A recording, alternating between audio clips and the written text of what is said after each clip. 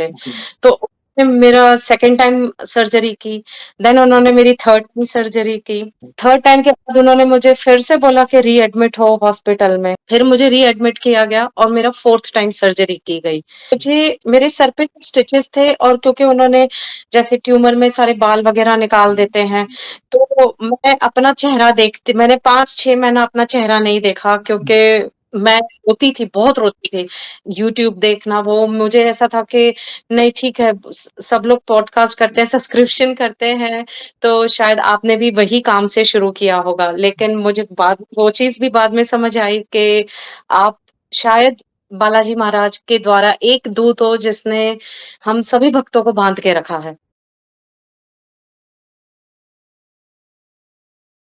जय श्री राम दोस्तों, कैसे हो आप? हमारी चैनल में आप सभी का स्वागत है। मैं हूं आपका दोस्त जयेश वाघेला, फाउंडर ऑफ धार्मिकस्टोरी.com एंड सीक्रेट मिस्ट्रीज। दोस्तों, आज मैं फिर से एक और इंटरेस्टिंग वीडियो कॉल सेशन लाया हूं। हनुमान जी के भक्त ऑनलाइन है और उत्सुक हैं अपना अनुभव शेयर करने के लिए। और वीडियो में आगे बढ़ने से पहले आप सभी को बता दूं कि अगर आप भी हनुमान जी से जुड़ा अपना अनुभव मुझसे इंस्टाग्राम वीडियो कॉल पर शेयर करना चाहते हैं, तो इंस्टाग्राम की लिंक मैंने डिस्क्रिप्शन में दी है, उस पर क्लिक करें, मुझे फॉलो करें और मैसेज करें। मैं जल्द से जल्द आपसे जुड़ूंगा और वीडियो कॉल सेशन शेड्यूल करूंगा। और अगर आप ईमेल के माध्यम से अपना अनुभव शेयर करना चाहते हैं, तो हमारा ईमेल आईडी है dharmikstory@gmail.com। तो चलिए आगे बढ़ते हैं आज के इस वीडियो कॉल सेशन में। नमस्कार बहन, जय श्री राम आपको। जय श्री राम जयेश भैया, कैसे हो आप? प्रभु की कृपा से अच्छा हूँ, आप कैसे हैं? बिल्कुल ठीक। आपका बहुत बहुत स्वागत है आज के इस वीडियो कॉल सेशन में और धन्यवाद भी जो आप अपना समय निकाल कर इनिशिएटिव ले रहे हैं हमारे प्रिय बालाजी से जुड़ा अपना अनुभव शेयर करने के लिए। सबसे पहला सवाल बहन ये बताएं कि आपका पूरा नाम क्या है, आप कहाँ से बिलोंग करते हैं और आप क्या करते हैं? जयेश भैया, मेरा पूरा नाम अवी बंसल है। मैं अहमदाबाद, गुजरात से बिलॉन्ग करती हूँ, बट पिछले 14 ईयर्स से मैं सिडनी, ऑस्ट्रेलिया में सेटल्ड हूँ। मैं एक गवर्नमेंट एम्प्लॉय हूँ और यहाँ पर अपनी फैमिली के साथ रहती हूँ। बहुत अच्छा लगा ये जानकर और हम बहुत उत्सुक रहते हैं बहन, जब भारत से तो पूरे देश भर से भक्त जुड़ते हैं, मगर भारत के बाहर हमारी जो सनातनी है, जो भी प्रिय प्रभु के भक्त हैं, जब वे हमसे कनेक्ट होते हैं ना, तो हम बहुत उत्सुक होते हैं कि विदेश में जाकर भी आप अपने रूट्स नहीं भूलें। तो वो जानकर हमें बहुत अच्छा लगता है और हम बहुत उत्सुक हैं आपके अनुभव को जानने के लिए। और जैसे आपको पता है कि ये जो सेशन है हमारे प्रिय बालाजी महाराज हनुमान जी से जुड़ा है, तो अगला सवाल उन्हीं से जुड़ा है। ये बताएं कि जीवन में सबसे पहले आप हनुमान जी से कब जुड़े, कैसे जुड़े, जीवन के किस मोड़ पर जुड़े और नित्य कौन से पाठ करते हैं? और शुरुआत की जी। जर्नी के बाद आप अपने अनुभव को भी डिटेल में साझा कर सकते हैं, जिसमें प्रभु ने कोई असंभव कार्य संभव किया हो या उनकी ऊर्जा महसूस की हो या कोई संकेत मिले हो या फिर ऐसा कोई अनुभव जिससे आपका उनके प्रति विश्वास अटूट हुआ है। तो शुरुआत की जर्नी के साथ आप अपने अनुभव को डिटेल में साझा कर सकते हैं। वैसे तो मेरे में इतना सामर्थ्य नहीं कि मैं हनुमान जी की तारीफ अपने मुँह से क्या करूँ, लेकिन जो अच्छे अनुभव मेरे जीवन में जो बदलाव आया है, वो सब उनकी वजह से है। मैं बचपन से हमारे घर में पूजा-पाठ होती थी, मंदिर जाना होता था। मैंने बचपन से देवी माँ की पूजा बहुत करी है। नवरात्रि के फास्ट रखना 9 दिन के और फिर हम लोग कंजके पूजन, कन्या पूजन करते हैं। तो मेरे माता-पिता आज तक वो चीज़ को फ़ॉलो कर रहे हैं। तो हर नवरात्रि, अष्टमी पे कन्या पूजन करना और मैंने बहुत मतलब मैंने शायद काउंट भी नहीं करे, मैंने बहुत देवी आराधना अम्बे माँ कहते हैं हम गुजरात में, तो मैं अम्बे माँ की बहुत पूजा करती थी। पावागढ़ जाती थी जो महाकाली माँ का मंदिर है। तो जर्नी तो वैसी पूजा-पाठ तो हमेशा ही घर में रहता था, वही चीज़ें, वही संस्कार मैंने अपने दोनों बच्चों को भी यहाँ दिए हैं। लेकिन मेरी लाइफ़ में एक टर्निंग पॉइंट आया 2020 में जब मैं छुट्टियों के लिए सिडनी से अहमदाबाद गई अपने पेरेंट्स को मिलने के लिए। जैसे यहाँ क्रिसमस के टाइम पे छुट्टियाँ होती है, तो मैं दोनों बच्चों को लेके गई, तो मुझे थोड़ा बहुत चक्कर वगैरह आते थे, लेकिन मैंने उस चीज़ को बहुत ज़्यादा ध्यान नहीं दिया था क्योंकि मुझे लगा कि बच्चों की वजह से, जॉब की वजह से ठीक है, शायद हेल्थ पे ध्यान नहीं दिया मैंने, तो उस वजह से चक्कर आते होंगे। लेकिन 2019 दिसंबर में मुझे पता चला कि मेरे सर में टेनिस बॉल से भी बड़े साइज़ का ट्यूमर है एंड मुझे मेरे डॉक्टर्स ने कहा कि आपने जो टिकट्स रिटर्न टिकट्स वगैरह कराई हैं सब कैंसल कर दो क्योंकि आप ट्रैवल नहीं कर सकते हो। एंड फर्स्ट एमआरआई और सेकंड एमआरआई के बीच में सिर्फ 2 दिन 48 घंटे का गैप था, उसमें भी ट्यूमर का साइज बढ़ गया था। तो वो कह रहे थे कि सर में ट्यूमर फट सकता है which can take your life.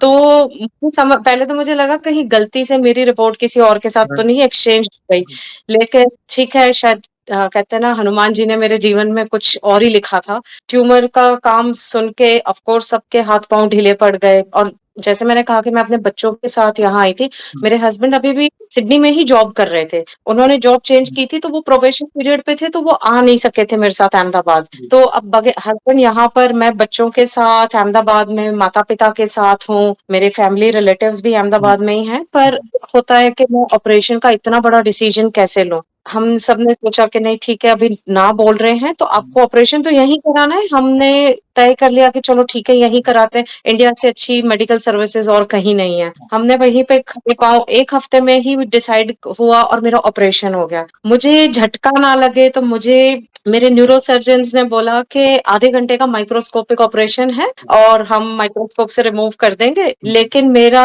Operation actually साढ़े 9 घंटे था, ओह! जिसको ये लोग ओपन सर्जरी कहते हैं, जहाँ वो आपके पूरे स्कल को ओपन करके, क्योंकि ट्यूमर का साइज़ इतना बड़ा था जी, कि उनको स्कल को कट करना ही था और जैसे कहते हैं ना, खोपड़ी खोलनी थी ताकि उसमें हाँ, से वो ट्यूमर रिमूव कर सकें।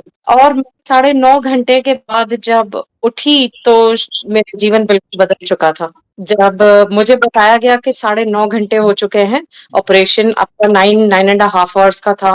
लेकिन मैं तब भी हनुमान जी की ये बात नहीं समझ सकी कि जिस अस्पताल में मेरा ऑपरेशन हुआ, वहाँ पर मेरे तीनों न्यूरोसर्जन स्वामीनारायण भक्त थे, तो उन्होंने वो तिलक लगाया हुआ था। और हम सब जानते हैं कि कष्टभंजन जो देव हैं, उनके का मेन कार्यकर्ता या जहाँ से उनके मेन डिसाइपल्स हैं, वो स्वामीनारायण संप्रदाय, भक्त यस। ही डिसाइपल्स हैं। तो मैं तब तो वो चीज़ नहीं समझ सकी, लेकिन ठीक है, मेरा ऑपरेशन हुआ, सब कुछ मतलब कहते हैं 9 घंटे निकल गए, साढ़े 9 घंटे, लेकिन मेरी समस्याएँ वहाँ खत्म नहीं हुई थी। जो एक हम कहते हैं स्किन जॉइंट होना या स्टिचेज़, जिसको हम कहते हैं स्टूचर्स जॉइन होना, राइट, तो स्किन जॉइन नहीं हो रही थी, जिसको हम गुजराती में कहते हैं टाँका नहीं भरे थे। टाँके भरने में अभी टाइम था। तो वो क्या हो रहा था कि वो जब-जब ड्रेसिंग के लिए ओपन करते थे, तो वो जो स्किन थी वो ओपन ही थी, मतलब स्कल जॉइन नहीं हो रहा था एक-दूसरे से। ओके, तो उन्होंने मेरा सेकंड टाइम सर्जरी की, देन उन्होंने मेरी थर्ड टाइम सर्जरी की। थर्ड टाइम के बाद उन्होंने मुझे फिर से बोला कि रीएडमिट हो हॉस्पिटल में, क्योंकि अभी फर्स्ट पड़ाव खत्म नहीं हुआ था। हुँ, मेन पहला काम था कि स्कल जुड़ जाए, लेकिन स्कल जुड़ नहीं रहा था। फिर मुझे रीएडमिट किया गया और मेरा 4th टाइम सर्जरी की गई। इन सब काम को होने में मेरे साढ़े 5 महीने निकल गए अहमदाबाद में। अब ये कहते हैं ना कि प्रभु का अभी भी मैं उनकी चमत्कार, और मैं ये समझ नहीं पाई कि वो क्या सोच रहे हैं मेरे बारे में। मैं हनुमान जी की ये कृपा नहीं समझ पाई कि शायद उन्होंने मेरे लिए अभी आगे बहुत अच्छा लिखा था। तो ठीक है, फैमिली लाइफ सब कुछ डिस्टर्ब हुई। बच्चे बच्चे ये कह रहे थे कि हमें वापस जाना है, हमारी स्कूल और सब कुछ यहाँ वापस सिडनी आना है। हुँ, लेकिन वो साढ़े 5 महीने के बाद मुझे पता चला कि कोई बीमारी है कोविड, जिससे पूरा वर्ल्ड जूझ रहा हुँ, था। और क्योंकि मैं हॉस्पिटल में थी, तो मुझे पता ही नहीं था कि बाहर क्या हो रहा है। फ्लाइट्स एंड आपके सारी ट्रैवल सर्विसेज़ लॉक हो चुकी हैं। आई थिंक लॉकडाउन्स लग गए थे सभी कंट्रीज़ में। लेकिन मेरे साथ ये था कि जो मेरे ये साढ़े 5 महीने बुरे चल रहे थे, या मेरी हेल्थ, मेरे स्टिचेज़ और इसमें जो इश्यूज़ आ रहे थे, उस दौरान मुझे किसी ने एडवाइस करा, मेरे माता-पिता को बोला कि आप ना घर में हनुमान जी का पाठ करा करो या हनुमान चालीसा सुनाओ। अब क्योंकि मेरी कंडीशन ऐसी थी कि मैं सिर्फ़ बिस्तरे पे लेटी रहती थी, मुझे सर भी हिलाना नहीं था। तो मैंने क्या किया, यूट्यूब से सिर्फ हनुमान टाइप करा और हनुमान टाइप करके समहाउ पंचमुखी हनुमान स्तोत्र यूट्यूब में लिस्ट में सबसे पहले आ गया। ओह! या मैं हमेशा लेटे-लेटे, क्योंकि मुझे ये था कि मुझे मना किया गया था कि आपको गर्दन नहीं हिलानी, आपको खाना भी नहीं चबाना, मुझे लिक्विड डाइट पे रखा गया था 5 महीने। तो मैं सिर्फ़ ये कर रही थी कि हनुमान स्तोत्र सुन रही थी और मैं लेटे-लेटे यही सोच रही थी कि मैंने ऐसा क्या कर दिया? क्योंकि मेरी कोई बुरी आदत इन अ सेंस व्यसन करने की नहीं है, मांस-मदिरा की नहीं है, हमारे घर में नहीं बनता, पर मैं ही क्यों? मेरे साथ ही क्यों ऐसा, और बच्चे मेरे छोटे हैं। तो लेकिन मैं कभी 5 बार, कभी 7 बार, कभी 9 बार, जितनी बार वो चलता था स्तोत्र, मैं उसमें सो भी जाती थी, फिर उठ जाती थी, क्योंकि मेरी मेडिकेशंस बहुत हाई थी। और ये सब होते-होते शायद इसी 5 साढ़े 5 महीने में मेरे आगे, मुझे ऐसा लगता है मेरे कमरे में एक सुरक्षा कवच सा बन गया था। क्योंकि पंचमुखी हनुमान स्तोत्र बस वो रिपीट मोड पे चलता जाता था। हुँ, मुझे नहीं पता मैंने कितनी बार सुना है, शायद मैं काउंटिंग भूल चुकी हूँ कि मैंने कितनी बार उसे सुना होगा। तो जैसे कहते हैं ना, वायु वेग से आते हैं। हमें जब 5.5 महीने के बाद मेरे पहली बार स्टिचेज़ हील हुए, तो मेरे न्यूरोसर्जन ने कहा कि ऐसे कोविड नाम की बीमारी है, अगर आप जाना चाहो, तो अब मैं आपको रिलीव कर सकता हूँ हॉस्पिटल से। तो हमने अब हमारे लिए दूसरी मुश्किल थी कि हम वापस सिडनी अपने घर आएँगे कैसे? हर जगह लॉकडाउन लगा है। लेकिन भैया आप बिलीव नहीं करोगे हमें पहली रेस्क्यू फ्लाइट में हमें first we were the first one and क्योंकि वो एक-एक सीट छोड़ के बिठाते थे, तो सिर्फ 300 पैसेंजर्स एट अ टाइम लेके जा सकते थे। तो हम वो फर्स्ट 300 में थे। मुझे लगा कि शायद कोविड है ही नहीं दुनिया में। हम इतनी स्मूथली आए, हमें कहीं पे कोई अड़चन नहीं आई। जहाँ पर भी चेकिंग्स होती थी, सब कुछ स्मूथ हो गया। हमें क्वारंटाइन के लिए जिस होटल में रखा गया, वहाँ हमें फूड सप्लाई इतना अच्छे से होता था कि बच्चों को भी कोई दिक्कत नहीं आई और मैं पूरे 6 महीने के बाद वापस अपने घर में आई। तो ये मेरा एक बहुत बड़ा अनुभव है कि जहाँ मैं समझ ही नहीं पाई कि जो मैं हनुमान जी, पंचमुखी हनुमान जी का स्तोत्र सुनती जा रही हूँ, वो ही मुझे इतनी स्मूथली कहते हैं ना वायु वेग से यहाँ वापस अपने घर, अपने कहते हैं ना गृहस्थी में वापस ले आए। से तो ये बहुत मिला बड़ी कृपा कह सकते हैं। और जी, मतलब मैं तो इतना ही कहूँगा, यू आर अ वॉरियर जो इतनी बड़ी लड़ाई लड़के, क्योंकि एक हार्ट सर्जरी, ब्रेन सर्जरी, ये सारी सर्जरीज़ बहुत ज़्यादा क्रिटिकल होती है और आपका केस ऐसा था कि टेनिस बॉल से भी बड़ा ट्यूमर, यानी छोटे-छोटे ट्यूमर में भी बहुत ज़्यादा रिस्क होता है। यस। मतलब जी भैया। मैं वो सीन इमेजिन कर रहा था कि क्या स्थिति होगी, आप किस तरह मतलब। और सबसे अच्छी बात आपने लगी कि आपने एक, क्योंकि लोगों के दिमाग में फ़ोबिया है, लोग अपनी मेडिकल ट्रीटमेंट बाहर करवाने जाते हैं और आपके मुख से बहुत अच्छी बात सुनी कि भारत की मेडिकल फैसिलिटीज़ सबसे बेस्ट है, जैसे आपने कहा। तो इंडिया से डॉक्टर, साइंटिस्ट और कहीं नहीं है। यस, बहुत अच्छा लगा ये जो आपने कहा उसके लिए, ये कई लोगों के लिए आई ओपनिंग है। और एक बहुत अच्छी चीज़ और भी हमें जाननी मिली कि मात्र प्रभु का नाम, कोई स्तोत्र हो या पाठ हो, सिर्फ़ आपके कानों में भी जाए ना, उससे भी हमें बल मिलता है। जैसे आप सिर्फ़ सुन रहे थे वो स्तोत्र, पंचमुखी स्तोत्र। कोई संकल्प नहीं ले पा रही थी, ना मैं यस। बैठती थी, मंदिर में दिया लगा सकती थी क्योंकि मुझे मेरे सर पे स्टिचेज़ थे और क्योंकि उन्होंने जैसे ट्यूमर में सारे बाल वगैरह निकाल देते हैं, तो मैं अपना चेहरा देखती मैंने 5-6 महीना अपना चेहरा नहीं देखा क्योंकि मैं रोती थी, बहुत रोती थी कि आप तो रंग, रूप, काया सब देते हो, तो आपने मेरे साथ ऐसे क्यों की? पर शायद कुछ और ही अच्छा लिखा था उन्होंने। ये कहीं न कहीं हमारा पिछला कोई प्रारब्ध होता है, दुःख हुआ, इतनी पीड़ा झेलनी पड़ी, पिछले जन्म का हो या जो भी हो, जो हमें ज्ञात नहीं होता, मगर वो हमें जी, भोगना पड़ता है, ये कर्म की थ्योरी है, लॉ ऑफ कर्म जिसे कहते हैं। मगर जी, प्रभु हमें बल देते हैं, ऐसा बल आपको इस सिचुएशन में मिला कि आपको अभी कोई अगर देख रहा होगा, तो वो विश्वास नहीं करेगा कि इतनी हार्ड जर्नी होगी कोविड के पहले और कोविड के समय, कि इतना बड़ा जी, चैलेंज आपकी लाइफ में, मतलब मेडिकल चैलेंज आया होगा। मतलब वो भी इतनी क्रिटिकल सर्जरी। धन्य है, जी। मतलब मैंने कहा ना आप वॉरियर हैं, प्रभु ने आपको उस काबिल बनाया ताकि आप उस समय से बाहर निकल सके। और जैसा आपने बताया ना, प्रभु भले वो सिचुएशन हार्ड थी, मगर वो अंदर से वो था ना कि प्रभु ने कुछ और लिखा था मेरे लिए। ये डेस्टिनी कुछ और थी। और हम जी। बहुत उत्सुक हैं, आगे क्या हुआ हम वो जानना चाहेंगे, प्लीज़।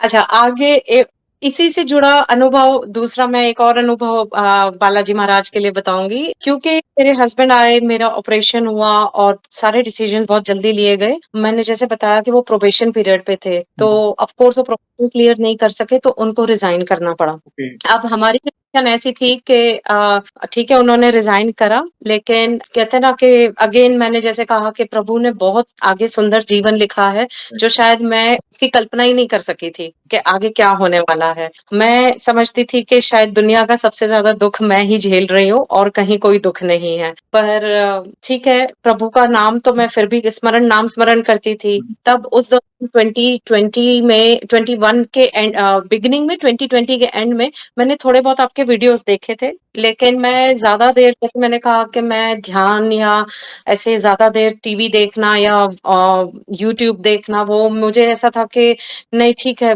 सब लोग पॉडकास्ट करते हैं, सब्सक्रिप्शन करते हैं, तो शायद आपने भी वही काम से शुरू किया होगा। लेकिन मुझे वो चीज़ भी बाद में समझ आई कि आप शायद बालाजी महाराज के द्वारा एक दूत हो जिसने हम सभी भक्तों को बांध के रखा है। क्योंकि हर जगह बहुत सारे पॉडकास्ट होते हैं, हर जगह बहुत सारे चैनल्स चलते हैं, लेकिन आप सबके एक्सपीरियंसेस को शेयर कर रहे हो और आई एम श्योर कि शायद मेरा एक्सपीरियंस सुन के किसी और को कहीं न कहीं ज़रूर कोई प्रेरणा मिलेगी। तो मैं धीरे-धीरे आपके वीडियोज़ देख रही थी, लेकिन उस दौरान हुआ ये कि 2021 में मैंने क्योंकि 1 डेढ़ साल हो गया था, तो यहाँ अगेन क्रिसमस की छुट्टियाँ आई, तो मैंने और कुछ फैमिली फ्रेंड्स ने सोचा कि हम 2-3 दिन के लिए कहीं बाहर घूमने जाते हैं, तो शायद के लिए भी अच्छा रहेगा, रिकवरी भी होगी और बच्चों के लिए भी माहौल चेंज होगा कि वो अपनी मॉम को जैसे मैंने कहा कि सारे बाल वगैरह निकल गए थे, तो एक अलग ही रूप था और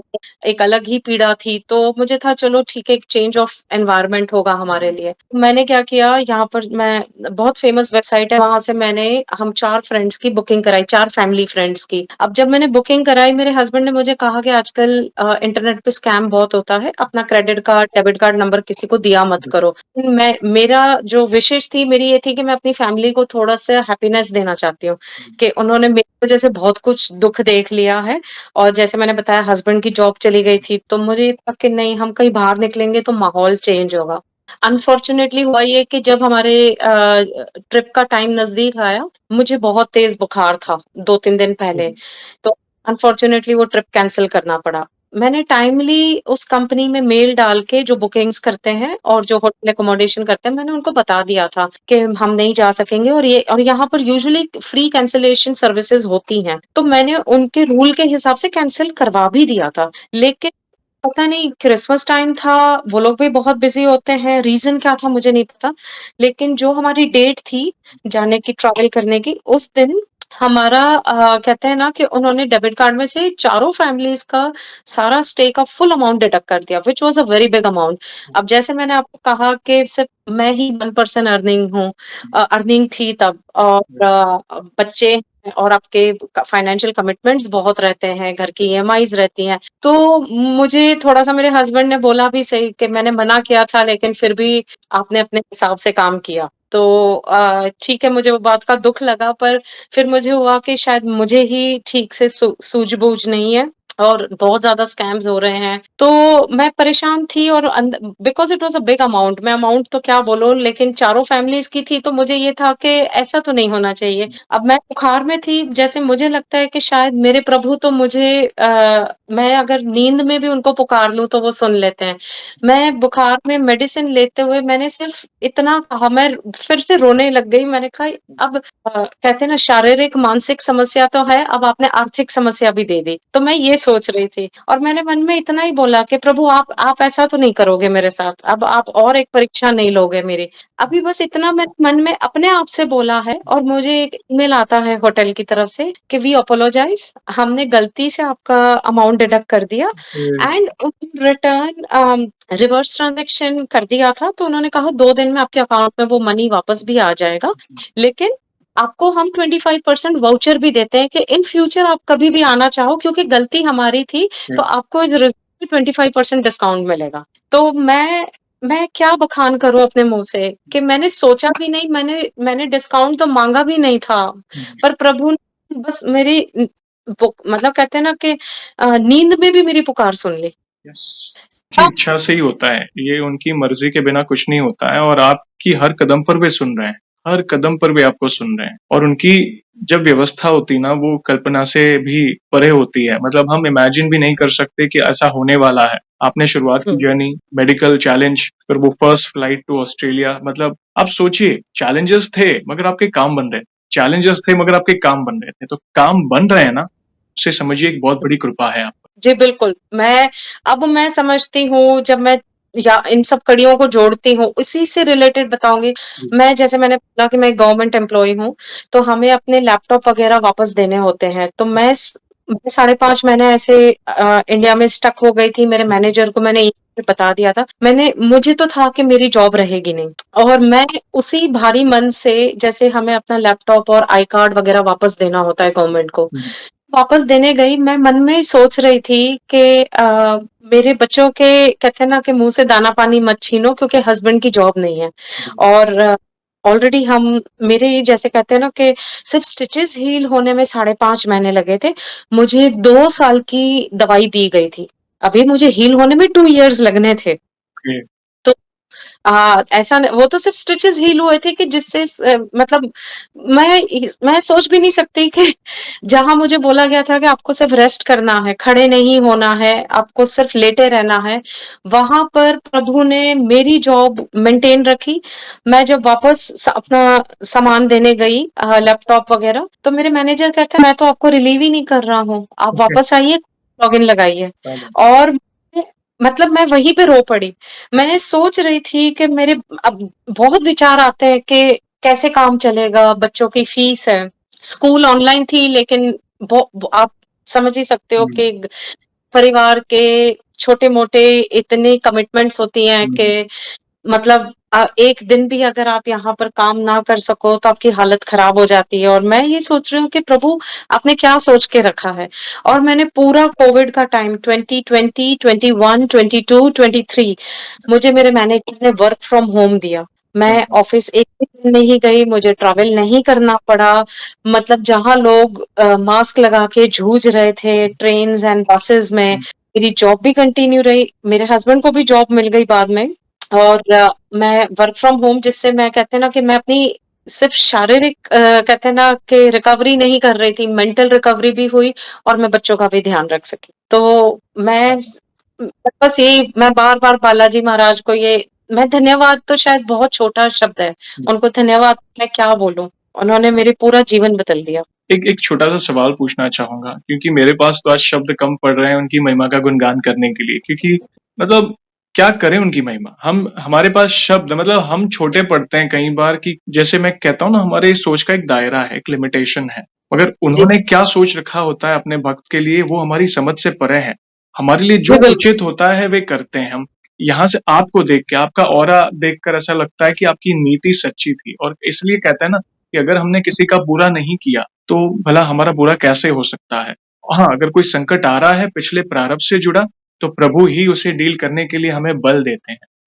तो ये बहुत विशेष कृपा है बहन, हमें बहुत हिम्मत मिलती है क्योंकि कई बार इंसान को एक थोड़ा-सा बुखार भी आ जाए ना, तो वो गिव अप कर देता है या छोटा-मोटा रिजेक्शन भी आ जाए ना, तो गिव अप कर देता है। इतनी बड़ी बैटल लड़ने के बाद बाउंस बैक, वो भी ऐसे बाउंस बैक कि आप लोगों को इंस्पिरेशन दे रहे हैं, देखिए, तो ये उनकी विशेष कृपा है। तो एक छोटा-सा सवाल है यहाँ पे जैसे कई भक्त मुझे पूछते हैं, क्या पूछा करें ये सवाल जैसे अ, आप नित्य नॉर्मल पूजा पाठ में क्या दिनचर्या है आपकी? ताकि कहीं महिला भक्त जो गृहस्थ हैं, जो जॉब करती हैं, उनको भी आपसे इंस्पिरेशन मिले। जी। वैसे मैं एक बार हर मंगलवार जैसे मैंने कहा कि मैं बहुत ज़्यादा देर तक बैठे नहीं रह सकती हूँ जी, या मैं बहुत बड़े संकल्प नहीं ले सकती हूँ। ओके, सबसे पहले श्रेय मैं उसका आपको दूँगी क्योंकि आपके चैनल से मैंने बहुत कुछ सीखा। जी, मुझे नहीं पता था कि संकल्प लेना होता है। मुझे ये भी नहीं पता था कि अ, मैं इतनी नासमझ थी कि जब वो हनुमान चालीसा में कहते हैं ना, जो 7 बार पढ़े पाठ कोई, हुँ, तो देखिए 7 बार मतलब 7 टाइम्स। ओके, मुझे ये भी नहीं पता था कि वो सत मतलब 100 टाइम्स होता है। तो मेरा ये है कि मैं पंचमुखी हनुमान स्तोत्र ज़रूर मंगलवार करती हूँ, 5 बार करती हूँ हुँ, और समय नहीं होता जैसे मैंने कहा कि न ज़रूरी नहीं है कि मैं शायद उन भक्तों में से हूँ कि मैं चलते-फिरते भी हनुमान चालीसा सुनती रहती हूँ, फिर उनका एक स्तोत्र है, वो सुनती रहती हूँ। तो ऐसा नहीं है कि मैं एक ही जगह बैठ के मतलब सिर्फ़ उनके नाम का दिया लगा के प्रार्थना करती हूँ। मैं राम नाम का स्मरण बहुत करती हूँ। सारा दिन चलते-फिरते मैं राम, राम, राम, राम बस ये बोल मैं ये भी नहीं कहती कि जय श्री राम, मैं ये भी नहीं कहती कि जैसे होता है ना कोई बड़े श्लोक, तंत्र मैं कुछ नहीं बोलती। मैं सिर्फ़ राम, राम, राम बोलती हूँ और मैंने ये देखा है कि जितना मैं हनुमान जी की के लिए उनकी पूजा करती हूँ, लेकिन उनसे ज़्यादा नाम मेरे मुँह से राम जी का निकलता है। तो मैं हनुमान जी कम बोलती हूँ या बालाजी महाराज जैसे आप ही के चैनल के थ्रू मुझे पता चला कि उनसे कोई रिश्ता बनाना होता है, मुझे नहीं पता था। तो मैंने उनसे एक पिता के रूप में रिश्ता बनाया है कि जैसे मुझे पता है कि पिता अपने बच्चों के लिए बुरा नहीं करेंगे, तो वैसे मैं उनको पापा बोलती हूँ। मैं कहीं पे भी अटकती हूँ, मैं कहती हूँ बाबा मेरी मदद करो, बस। वे सुनेंगे, वे शीघ्र प्रसन्न होने वाले देव हैं, बस। और आप तो उन्हें जो प्रिय है वो कर रहे हैं, राम नाम का जाप कर रहे हैं। ये ऐसा नहीं है कि आप कोई बड़ा अनुष्ठान लें, और संकल्प भी एक ऐसी चीज़ है, वो लोगों को जोड़ने के लिए हम प्रोत्साहित करते हैं। बाकी आप संकल्प ना भी लें, जो भी नाम जप रहे हैं या जो भी पाठ, मात्र एक बार क्यों ना हनुमान चालीसा पढ़ें, वो सच्चे दिल से जी, पढ़ें। तो आपके जी, मुख से बिल्कुल। जो भी हो रहा है, वो सरल भक्ति है, और सरल भक्ति, भाव वाली भक्ति से ही प्रभु प्रसन्न होते हैं। आप चलते-फिरते, उठते-बैठते तो स्मरण हो रहा है ना? यही तो बड़ी बात है कि हम सांसारिक हैं, हम इतनी ज़िम्मेदारियों में बंधे हैं, हमें हमें हमारे कर्तव्यों को निभाना है। आप जॉब पे जा रहे हैं, बच्चों को सँभाल रहे हैं, घर घर की व्यवस्था सब कुछ देखना होता है आपको। मगर आप चलते-फिरते, उठते-बैठते, प्लस हेल्थ चैलेंज के कारण, जैसे आपने कहा, मैं ज़्यादा देर तक बैठ नहीं पाती। पहले जैसे जी। बड़ा कोई अनुष्ठान या संकल्प घंटों घंटे, जैसे 100 बार करे तो वो कितने घंटे चले जाएँ। तो मैं समझ बैठ सकता हूँ, मगर आप जो भी कर रहे हैं ना, सच्चे दिल से कर रहे हैं, और यही प्रभु को पसंद है। और वे तो करुणा के सागर हैं, वे बहुत दयालु हैं। जैसे हमारे माता-पिता कितना दुलार करते हैं, उनको जी, पता होता है कि मेरी मेरी संतान को क्या चाहिए, उसके लिए क्या उचित है।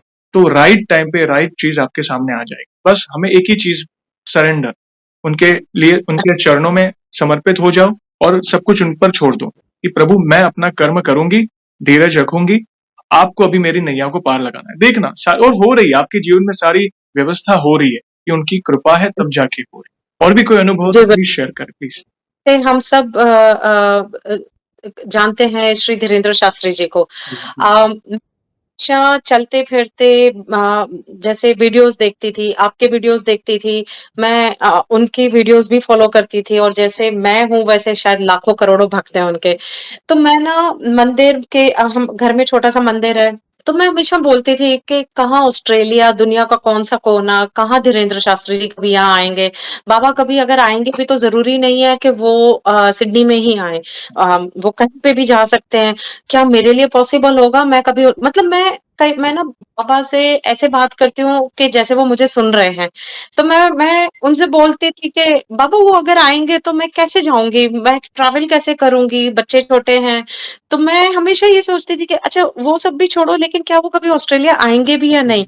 अब ये मैं पिछले 2 साल में न जाने कितनी बार कैसे भी जब कभी मन उदास हो तो मैं उनके वीडियोज़ देखती हूँ धीरेन्द्र शास्त्री जी के तो मुझे मैं बोलती थी कि यहाँ तो वो आएँगे नहीं तो मैं कैसे मिलूँगी? अब इन मेरा जो अनुभव है वो ये है कि धीरेन्द्र शास्त्री जी अभी रिसेंटली 2 महीना पहले ऑस्ट्रेलिया आके गए। तो मैं पता नहीं कौन-सी ही दुनिया में हूँ, शायद राम जी का नाम लेती रहती हूँ, मुझे पता ही नहीं कि वो आने वाले हैं और यहाँ पर जैसे क्या होता है मंदिरों में पोस्टर्स वगैरह लगाते हैं, एडवर्टाइज़मेंट्स करते हैं ताकि पता चले सिडनी में जितने भी टेम्पल्स हैं। अब आप हर जगह हर मंदिर नहीं जा सकते, बहुत सारे टेम्पल्स हैं यहाँ पर, तो मैं वैसे पोस्टर्स वगैरह जब मंदिरों में लगे होते हैं, तो मुझे इतना ध्यान नहीं था कि उनका कोई ट्रैवल टाइम है या वो यहाँ आने वाले हैं। मेरा ध्यान नहीं रहा या घर गृहस्थी के कामों में, जॉब में मुझे ध्यान नहीं रहा। तो जस्ट उनका जब यहाँ सिडनी आना था, उसके 1 हफ्ता पहले मुझे मेरी किसी फ्रेंड ने फ़ोन किया और वो मुझे बोले कि अभी हम हार चुके हैं। मैंने बोला किस चीज़ के लिए? मुझे लगा घर में कोई प्रॉब्लम तो नहीं हो गई? तो वो बोले कि नहीं धीरेन्द्र शास्त्री जी आ रहे हैं और हमें कहीं से कोई उनके पासेस यूजुअली क्या होता है यहाँ पासेस और टिकट्स मिल रहे थे कि आप क्योंकि एक लिमिटेड उनको कहते हैं ना अरेंजमेंट होती है लिमिटेड उनको वो बहुत ज़्यादा भीड़ नहीं कर सकते। थोड़े रूल रेगुलेशन रहते हैं गवर्नमेंट के। तो मैंने कहा धीरेन्द्र शास्त्री जी ऑस्ट्रेलिया आ रहे हैं? तो कहते वो तो ब्रिस्बेन आ चुके हैं, अभी हाल-फिलहाल मेलबर्न में हैं और मेलबर्न के बाद अगले शनिवार मतलब जो नेक्स्ट वीक है, ये संडे की बात थी, 1 हफ्ता पहले की बात थी और वो बोले कि नेक्स्ट सैटरडे तो वो सिडनी में हैं।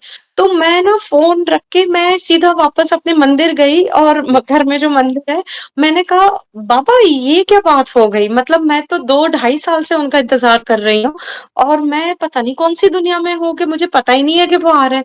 अब फिर मैंने थोड़े कॉन्टैक्ट्स लगाए, कॉल करे, जितना जान-पहचान होती है। लेकिन सब लोग ये बोल रहे थे, "अगर आपको कहीं टिकट मिले तो आप हमें बताना, हमें तो कहीं नहीं टिकट।" तो मैंने कहा अच्छा इतना मतलब जैसे कहते हैं ना कि सब कुछ सोल्ड आउट हो चुका था इन अ सेंस कि सारे पासेस खत्म हो गए थे। संडे रात को क्योंकि यहाँ यूजुअली रात के टाइम पे कॉल नहीं करते 8-9 बजे के बाद, तो पर मेरा मन नहीं माना तो उनके one of the committee member जिस टेम्पल में वो आ रहे थे श्री रामकृष्ण टेम्पल है, तो उधर वो आ रहे थे, तो मैंने ना कमिटी मेंबर को फ़ोन लगाया। मुझे लोगों ने बोला कि जो उनके कमिटी मेंबर्स हैं, उन्होंने फ़ोन उठाना भी बंद कर दिया है बिकॉज़ बहुत से भक्त हैं जो उनको कॉल कर रहे हैं। मैंने कहा कोई बात नहीं, 8 बजे तो ठीक है मैं उनसे क्षमा माँग लूँगी, पर मुझे कहते हैं ना प्रभु कहते हैं प्रयत्न तो करो, ठीक है नहीं मिली वो शायद मेरी किस्मत होगी कि मैं उनसे नहीं मिल पाऊँगी। आप बिलीव नहीं करोगे मेरे बाबा ने मेरी इतनी मदद की कि उन्होंने पहली रिंग पे फ़ोन उठाया, जो जिनको मैंने कमिटी मेंबर को फ़ोन किया था। मैंने उनको बताया कि मुझे अभी-अभी पता चला है, मैं बहुत लेट हूँ, पर अब ये बात मैं आप पे और श्री राम जी पे छोड़ देती हूँ कि आप मुझे पासेस दोगे या नहीं दोगे। तो वो कहते हैं ठीक है आप मुझे कल तक का समय दो। मुझे कोई उम्मीद नहीं थी कि उनका फ़ोन आएगा। उनका नेक्स्ट डे मुझे फ़ोन आया। मुझे कहते हैं 2 पासेस की अरेंजमेंट हुई है, आप आके लेके जाओ। तो मैं मतलब मेरी खुशी का ठिकाना नहीं। मैंने अपनी फ्रेंड को कॉल किया, मैंने कहा देखो 2 पासेस मिल रहे हैं। उस दिन मुझे ऑफ़िस जाना था, मैंने बोला आप एक काम करो, आप जाओ और जाके लेके आओ। मेरी फ्रेंड गई अपने हस्बैंड के साथ, वो जाके पासेस लेके आई और जैसे ही हमें पासेस मिले, मेरे जो यहाँ पर वो 3 दिन के लिए आए थे। नहीं संडे, मंडे, ट्यूसडे 3 दिन के लिए। सैटरडे यहाँ लैंड हुए थे सिडनी में। मेरा जो कहते हैं ना जो जिस दिन का मुझे पास मिला वो मंगलवार का दिन था। तो मैं समझ गई कि ये मेरे प्रभु ने मेरे लिए चमत्कार फिर कर दिखाया और मंगलवार से ज़्यादा बड़ा दिन क्या होगा। तो मैं इतनी खुश हुई, अब हम मंगलवार के दिन गए। मेरे मन में था मैंने जिस दिन जाना था, उस दिन मैंने ऑफ़िस से छुट्टी ली थी, लेकिन मैंने मैंने मन में सोचा था कि प्रभु अब इतना काम कर दिया है तो थोड़ी लालच और आ गई है। मुझे उनको राखी बाँधनी है। मैं क्योंकि अभी रक्षाबंधन आना था, अभी यस, आने वक़्त वाला था। था। यस, तो मैंने मैंने राखी ले ली शॉप से और मैंने मंदिर में उनके चरणों के आगे रख दी। और उस दिन मैंने पहली बार मैं कहूँगी कि मैंने किसी जगह पे बैठ के जो अनुष्ठान करते हैं, मैंने 108 बार राम नाम का जाप किया, मैंने 7 बार हनुमान चालीसा पढ़ी और जैसे वो कहते हैं सीताराम सन्यासी बाबा बागेश्वर धाम की जय हो, तो मैंने वो 108 बार का जाप किया। मैंने कहा अब मैं आप पे छोड़ती हूँ कि मैं इनको राखी बाँध सकूँगी या नहीं बाँध सकूँगी। आप बिलीव नहीं करोगे भैया मैं मतलब शायद उन भाग्यशाली में से हूँ कि मैं बिल्कुल उनको आधे फीट के डिस्टेंस पे मैं लाइन में सबसे पहले थी। मैंने उनको इतने नज़दीक से देखा और उनका जो ऑरा है, जो तेज है, वो शायद मैं शब्द में नहीं बोल सकती हूँ। एक एक गज़ब ही चमक है उनके चेहरे के ऊपर, बहुत उनके ऊपर और जब मैं गई वहाँ पर हमने उनकी कथा सुनी, उन्होंने जो कथा गाई, उन्होंने प्रवचन किया, राम नाम का गुणगान किया, हनुमान जी के गुणगान किया। तो जब वो सबको मिलने के लिए वहाँ पर उन्होंने कहा था कि आप टर्न बाय टर्न महाराज जी से मिलो और जो स्त्री भक्त है वो उनको हाथ नहीं लगा सकते हैं, चरण भी नहीं स्पर्श करना, तो दूर से नमस्कार करना। तो लेकिन मैं जैसे कहते हैं ना कि शायद प्रभु प्रभु के तो निकट नहीं लेकिन मैं थोड़ी और लालच है मन में कि नहीं मुझे तो मुझे जाना है और मुझे मतलब उनसे आशीर्वाद चाहिए और कुछ नहीं।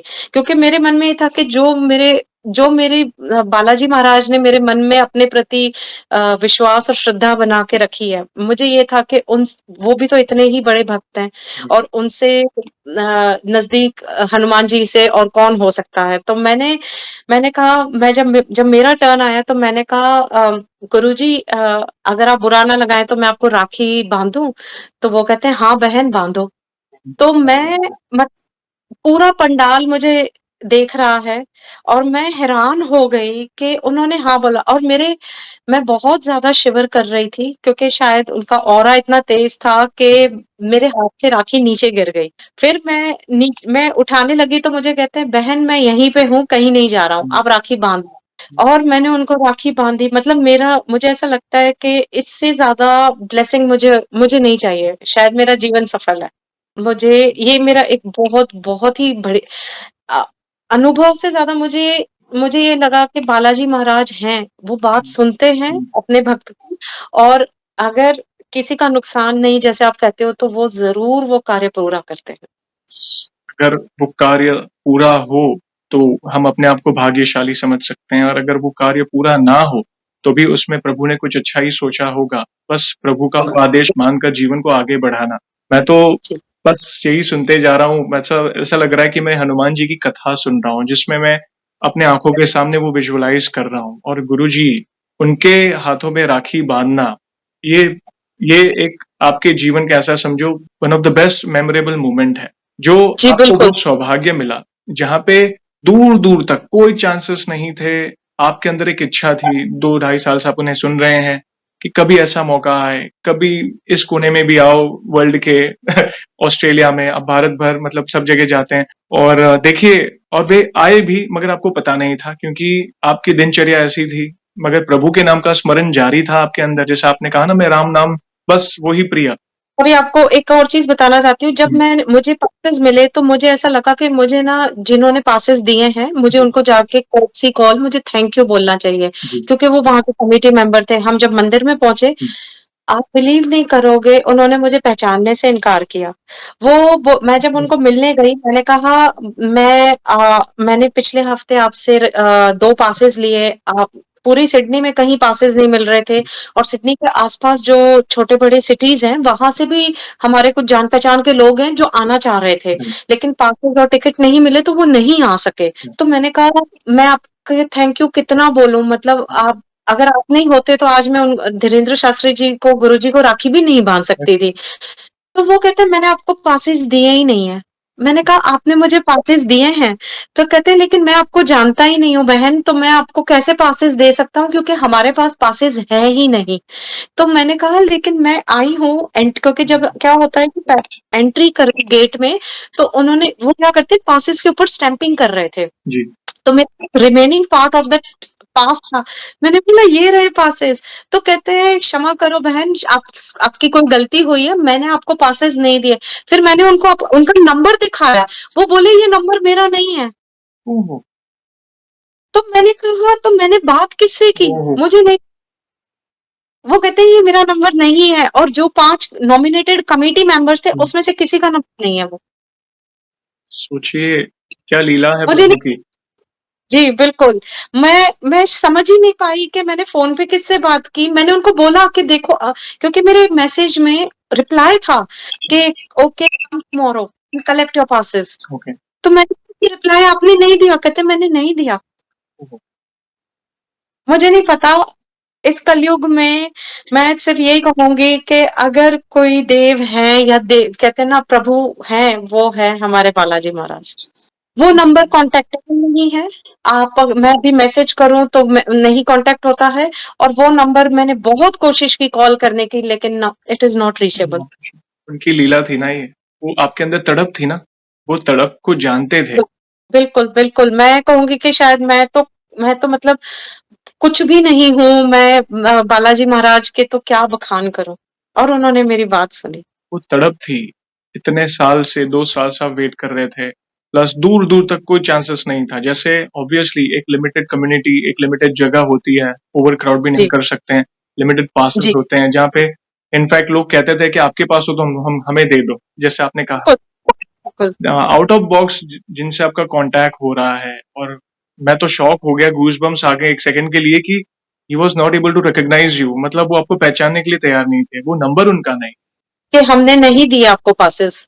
मुझे नहीं पता किसने दिए पासेस, मुझे नहीं पता। एग्ज़ैक्टली। ये बस तार है।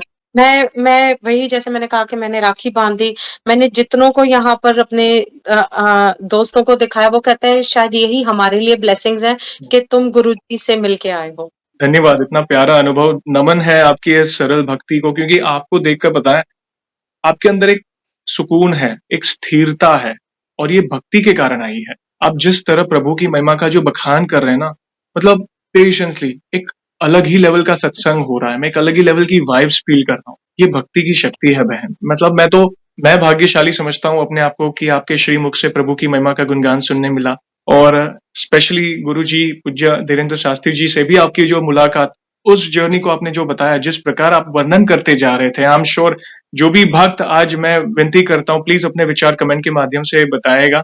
ये हमारा सौभाग्य है मैम। Thank you. और भी जी। एक आध कोई अनुभव आपको शेयर करना है तो आप कर सकते हैं। अनुभव तो बहुत सारे हैं, लेकिन एक मैं अपनी बेटी से जुड़ा हुआ अनुभव बताती हूँ। मेरी बेटी यहाँ पर स्केटिंग करती है। बच्चे जैसे स्केटिंग करते हैं तो गिरते हैं, राइट, उठते हैं, चोट लगती है। लेकिन उसको कब इतनी गहरी चोट लगी जो हमें समझ नहीं आई। वो किसी दिन उसने स्कूल से आके कंप्लेंट की कि मैं खड़े भी नहीं हो पा रही हूँ। तो फिर जब डॉक्टर के पास ले गए, सब हुआ, तो उन्होंने बोला एमआरआई कराओ, क्योंकि बोन में तो कुछ नहीं लग रहा है, लेकिन एमआरआई कराओ। She was not able to get up, वो 12.5 साल की है। तो हमने एमआरआई कराई तो पता चला कि जो हमारी नी कैप होती है, हुँ, उसकी नी कैप डिस्लोकेट हो गई, लेफ्ट नी की। ओके, और वो उसमें कहते हैं कि नी कैप को जो होल्ड करता है वो आपके लिगामेंट्स होते हैं, right, muscles and tissues right, and ligament. उसके 3 मेजर लिगामेंट में टेयर हो गया, मेजर टेयर हो गया। ओके, ये सुन के तो मतलब फिर मैं, कहते हैं ना कि मेरे मन में सिर्फ एक ही नाम आता है। मैंने कहा बाबा, अभी मैं तो ठीक, क्योंकि मैं खुद ही अपनी रिकवरी के लिए 2 साल लगे। मैंने कहा अब एक और संकट आ गया। तो मैं बस अभी मन में ये सोच ही रही थी कि मैंने कहा कि ठीक है, अब ये संकट आपने दिया है, इससे बाहर भी आप ही निकालोगे। फिर जैसे यहाँ पर क्या होता है कि स्पेशलिस्ट की अपॉइंटमेंट इतनी ईज़िली नहीं मिलती, 2 ढाई महीने लगते हैं स्पेशलिस्ट के ओके, पास जाने के लिए। तो और वो भी तो अगर ऑर्थोपेडिक पीडियाट्रिक सर्जन होता है उनके लिए, क्योंकि बच्चे हैं तो बच्चों के लिए स्पेशल सर्जन्स होते हैं। तो उस दौरान मैंने अहमदाबाद में, और मेरे इन-लॉज़ चंडीगढ़ में हैं, तो वहाँ से 2-3 डॉक्टर से हमने कंसल्ट किया, इसकी एमआरआई रिपोर्ट्स वगैरह भेजी।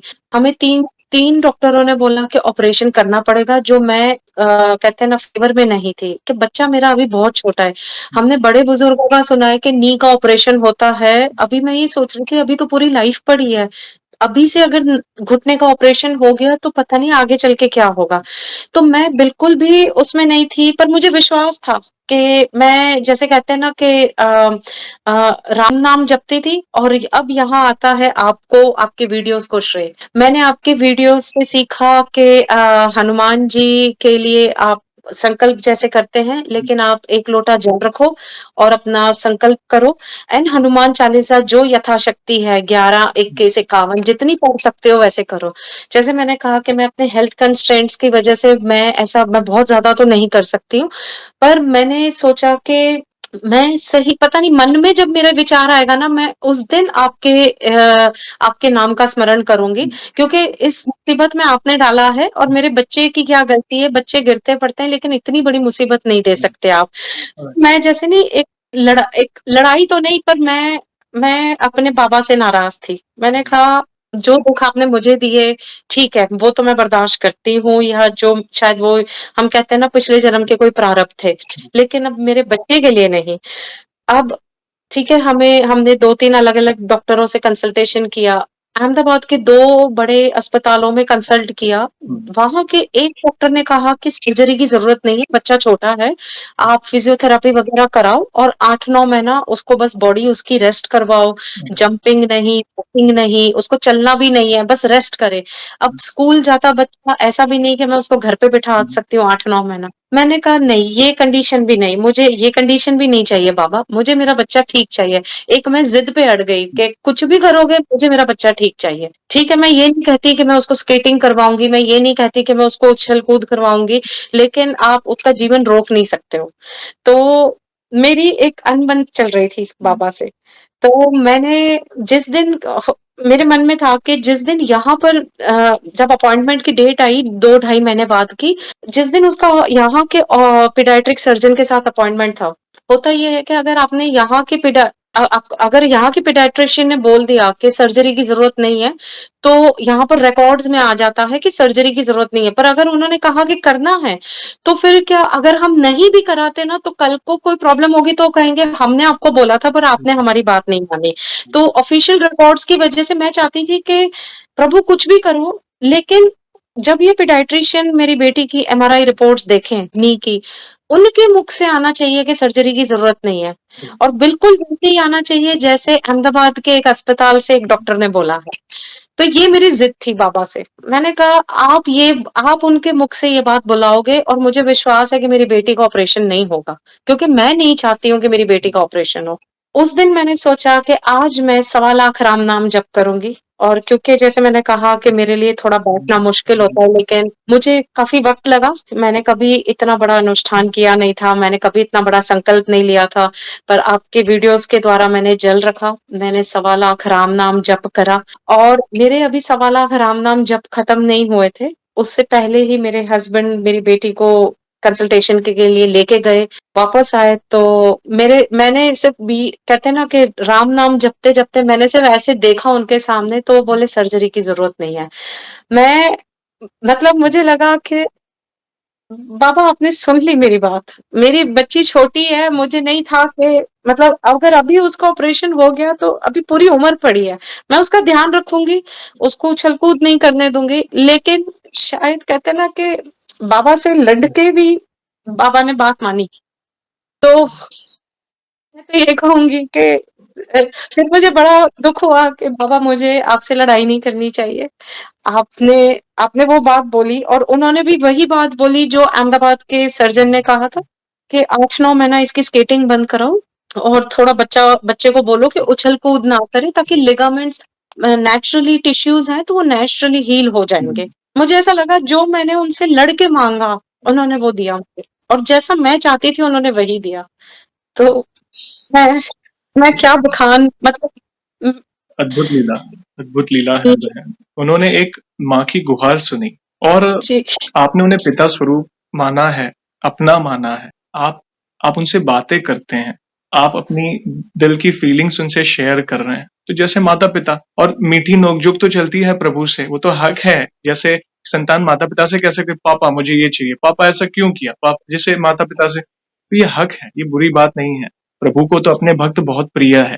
अगर वे उनकी कृपा ना होती तो वे आपको यहाँ तक ना लाते। उन्होंने यहाँ तक लाया है तो आगे भी वे ही लेकर जाएँ। तो शुरुआत से जी। उन्होंने आपके सर पर आशीर्वाद स्वरूप उनका हाथ है। आप बिल्कुल चिंता ना करें, निश्चिंत हो जाइए। बस ये भक्ति जो आपके अंदर है, वो अपने बच्चों को भी आप उस तरह ढालिएगा ताकि वे जीवन में कभी भी अपने आप को अकेला महसूस ना करें। इसी के लिए कहूँगी मेरी दोनों बेटियों जैसे मैंने कहा हमारे घर में देवी माँ राधा कृष्ण की शिव जी, परिवार है सबकी पूजा आराधना होती है। जी, पर मेरी दोनों बेटियों के मन में हमेशा से एक स्पेशल कहते हैं ना वो क्योंकि वो पूरा हिंदी और वर्ड्स बोलते नहीं है, जी, टूटी-टूटी हिंदी बोलते हैं हुँ, पर इंग्लिश में बोलते हैं। तो वो उनका इतना विश्वास है कि अब वो जय श्री हनुमान बोलते हैं और वो यही कहते हैं, कोई भी प्रॉब्लम होती है वो कहते हैं वो इवन छोटे से टेस्ट के लिए भी जा रहे होते हैं, तो कहते हैं आज मेरा टेस्ट अच्छा करना। तो ओके, उनको एक विश्वास हो गया है कि स्पेशली मेरी बड़ी बेटी को जिसके साथ ये हुआ, उसे लगा कि God is there and they listen to us. Yes, तो उसके मन में वो है और मेरी छोटी बेटी के लिए मैं आपको ये बताऊँगी कि मेरा ये एक्सपीरियंस है कि जब वो उसका बर्थ होने वाला था, मैंने एक कुछ फ्रेंड्स मिलके हम लोगों ने सुंदरकांड पाठ पढ़ा था। ओके, मुझे नहीं पता कि ये बात तब तक मुझे विश्वास नहीं था लेकिन मैं अपने अनुभव से कहती हूँ कि बच्चा माँ के पेट में बात सुनता है। मेरी छोटी बेटी हनुमान जी की इतनी पूजा करती है कि मेरे ओह! पास शब्द नहीं। वो मैं ये नहीं कहूँगी कि वो हनुमान चालीसा पढ़ सकती है, लेकिन उसे वो हनुमान चालीसा से ज़्यादा हर बार कहेगी हनुमान अष्टक लगाओ और ओके, वो हनुमान अष्टक सारा दिन अगर 24 घंटे भी मेरे यूट्यूब पे चलता रहेगा या वर्ड्स चलते ओके, रहेंगे, तो टीवी पे भी हनुमान अष्टक लगाओ। कार में है तो भी कहेगी हनुमान अष्टक। मुझे नहीं पता वो हनुमान चालीसा कम सुनती है, लेकिन वो हनुमान अष्टक बहुत सुनती है और कहीं न कहीं जैसे अगर मैंने सुंदरकांड पाठ लगाया, मुझे सारे शब्द नहीं आते क्योंकि सुंदरकांड पाठ संस्कृत में है, उसमें थोड़े कठिन शब्द हैं और गलत उच्चारण मैं करना नहीं चाहती हूँ। तो मैं हमेशा यूट्यूब का या टीवी की हेल्प से करती हूँ हुँ, कि साथ-साथ में मैं पढ़ूँगी और टीवी पे भी चल रहा है। राइट, तो अगर कोई बीच में कुछ रीज़न होता है या अटकते भी हैं, तो वो थोड़ा अपसेट हो जाती है कि ओके, सुंदरकांड में बीच में डिस्टर्बेंस क्यों है? ओह! मतलब वो स्टॉप चलते रहना चाहिए। वाह! तो मैंने कहा वो मतलब वो छोटी है, वो अभी साढ़े 8 साल की है, राइट, लेकिन वो हनुमान अष्टक इतनी बार करती है और सुनती है कि शायद उसकी भी मैंने काउंटिंग छोड़ दी है। इसलिए कहते हैं तो ना कि जब कोई महिला गर्भावस्था में होती है, उन दिनों में स्पेशली जितना हो सके प्रभु के नाम का स्मरण करे। हमारे जो जी, ग्रंथ बिल्कुल। का पाठ करे, चालीसा का पाठ करे, तो उसका परिणाम आप देख पा रहे हैं। मतलब आपके सामने ही है उसका सबसे बड़ा रिजल्ट आपकी जो छोटी बेटी है। और ऐसा बिल्कुल, समझिए कि आपने बीज बो दिया है। प्रभु की कृपा है कि बीज बो दिया है और जब वे बड़े होंगे, टीनेज में आएँगे, कॉलेजेस या जॉब करेंगे या दुनिया को फेस करेंगे, तब वे जीवन में जी, कभी भी अपने आप को अकेला महसूस नहीं करेंगे। और ये है जी, बिल्कुल, हमारे सनातन धर्म की ताकत। धन्य है आप जी, जैसे भक्तों को जो विदेश में रहने के बावजूद अपनी संस्कृति को ना भूलें और प्रभु के नाम का जो स्मरण है, मतलब आप विदेश में रहकर भी, क्योंकि वहाँ की दिनचर्या अलग है, भारत जैसी नहीं है, तो भी जी, अपनी दिनचर्या में भी इतनी रिस्पॉन्सिबिलिटी, स्ट्रेस होता है, बहुत कुछ होता है। उसमें भी प्रभु के नाम का निरंतर स्मरण करते रहना, ये बहुत बड़ी बात है। तो नमन है आपकी भक्ति को बहन, थैंक यू वेरी मच इतने प्यारे-प्यारे अनुभव शेयर करने के लिए। यहाँ पे एक सवाल जी, पूछना चाहूँगा, जैसे आज हमने आपके अनुभव सुने, बहुत प्यारे-प्यारे अनुभव आपने शेयर किए। वैसे कुछ जी, चीज़ें आपने पहले कही, मगर कुछ चीज़ें मैं पूछना चाहूँगा, जैसे आपने बाकी भक्तों के अनुभव सुने होंगे हमारी चैनल में, तो वैसे जी। आप कब से देख रहे हैं और बाकी भक्तों के अनुभव देखकर आपको क्या इंस्पिरेशन मिली? आप अपने शब्दों में बता सकते हैं। जी, भैया मैं आपका वीडियो 2021 दिसंबर से देख रही हूँ। जैसे मैंने कहा कि जो मेरा मन में जो दूसरा अनुभव हुआ था तब से एंड अब आपका वीडियो मेरे लिए एक एडिक्शन है क्योंकि मैं इवन ड्यूरिंग माय जॉब भी मैं वो अपना जो लंच टाइम होता है उसको मैं खाना खाने से ज़्यादा मुझे लगता है आपका वीडियो सुन लूँ वो ज़्यादा इम्पोर्टेंट है। लंच तो मैं करती रहूँगी। तो मैंने बहुत मतलब आपके हर वीडियो देखे हैं लेकिन जैसे एक वीडियो था जिसमें एक आसाम से लेडी थी जो स्पेशली कष्टभंजन हनुमान जी के मंदिर अपने बच्चों को लेके गई थी और जी, फिर वहां पर 2 दिन रुकी थी। जी, उनको पहले रूम नहीं मिला था पर बाद में उनको उनकी सारी व्यवस्था हो गई। तो उनका अनुभव हो या अभी रिसेंटली एक लेडी थी जो पीएचडी डॉक्टरेट थी जिन्होंने अपने रिसेंट अनुभव बताए और तो मैंने आपके वीडियो से तो बस ये जो मैंने सीखा है वो एक तो मैं यही कहूंगी कि आप प्लीज ये काम कैरी ऑन करिए। मेरी सोच बिल्कुल गलत थी या जो मैंने इनिशियली सोचा था आपने शायद सभी भक्तों को एक जैसे बाकी सब लोगों ने भी बोला है आपने एक परिवार, एक माला सी बना के रखी है, जिसमें हम सब अपने अनुभव शेयर करते हैं और मैं तो ये कहूँगी कि प्रभु अगर मेरे जैसे इंसान का जो जिसका कोई नियम नहीं है, मतलब मैं ज़्यादा देर बैठ नहीं सकती हूँ या कंटिन्यूअस मतलब स्क्रीन ऑब्ज़र्व नहीं कर सकती हूँ या इवन चाहे किताब हो, उसको भी मैं कंटिन्यूअसली ज़्यादा देर नहीं पढ़ती हूँ। मैं थक जाती हूँ, मैं लेट जाती हूँ, अपना काम करती हूँ क्योंकि मुझे लगता है कि घर के काम और परिवार है, तो परिवार की ज़िम्मेदारी पहले, बाद में प्रभु की भक्ति। तो मुझे वो सारे काम भी करने होते हैं, तो मैं तो ये कहती हूँ कि अगर प्रभु मुझे नींद में भी मेरी बात सुन रहे हैं, तो बस आप उनका नाम सच्चे दिल से बुलाओ, वो ज़रूर आपकी बात सुनते हैं।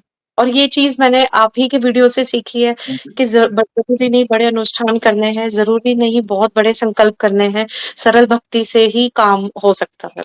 एंड मैं बस ये कहूँगी प्लीज़ इस काम को कैरी ऑन करें एंड आप बहुत, बहुत ज़्यादा तरक्की करो, यही ब्लेसिंग्स है आपके लिए। धन्यवाद।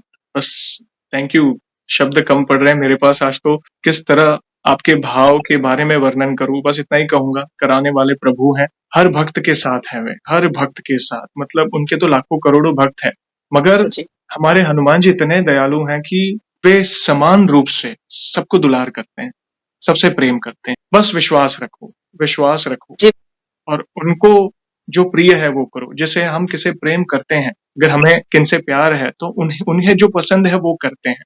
अभी जी, राइट? बिल्कुल। तो हनुमान जी से अगर हम इतना प्रेम करते हैं, इतने अटैच है तो उनको क्या प्रिय है? राम नाम। राम नाम से जी, प्रीति खुद ब खुद हमें लग जाती है। तो जितना हो सके राम नाम भजते रहें, राम से बड़ा राम का नाम है। और कहा जाता है कि जहाँ राम कथा होती है, रामचरित्र का जी, गुणगान होता है, राम का नाम लिया जाता है, वहाँ पे हनुमान जी की जी, उपस्थिति अवश्य होती है। आज आपके श्रीमुख से उनकी महिमा का गुणगान, राम नाम का गुणगान हो रहा है, तो हनुमान जी अवश्य उपस्थित होंगे, आपके वाणी को सुन रहे होंगे। धन्यवाद बहन, थैंक यू वेरी मच, कराने वाले प्रभु हैं।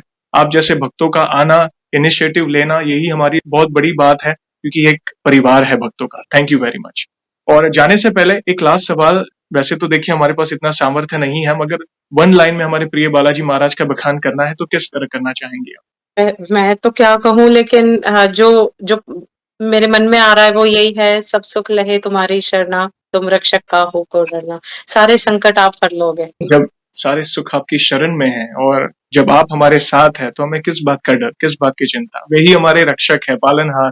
Thank you very much, thank you. मैं खुद इमोशनल हो रहा हूँ, रोक के बैठा हूँ अपने emotions. Thank you very much. और इन फ्यूचर भी ऐसी कोई भी अनुभूति हो तो हमसे अवश्य जुड़िएगा। हम वीडियो के माध्यम से आपके अनुभव को भक्तों तक पहुंचाएंगे और सेशन को हम ऐसे ही एंड नहीं करेंगे। प्रभु श्री राम के नाम का जयकारा और हनुमान जी के नाम का जयकारा अवश्य लगाएंगे, फिर सेशन को एंड करेंगे। तो जो भी भक्त जी, जहाँ बिल्कुल। कहीं से इस सेशन को देख रहा है, भारत में है, भारत के बाहर है, चल फिर रहा है ऑफिस में, किचन में, प्लीज जयकारे में जुड़िए, फिर सेशन को एंड करेंगे। तो बोलिए सियावर रामचंद्र की जय जय, पवन। पवन सुत हनुमान की जय। वंस अगेन बहन, थैंक यू वेरी मच अपने प्यारे प्यारे अनुभव शेयर करने के लिए। जय श्री राम, जय हनुमान। जय श्री राम, जय हनुमान भैया।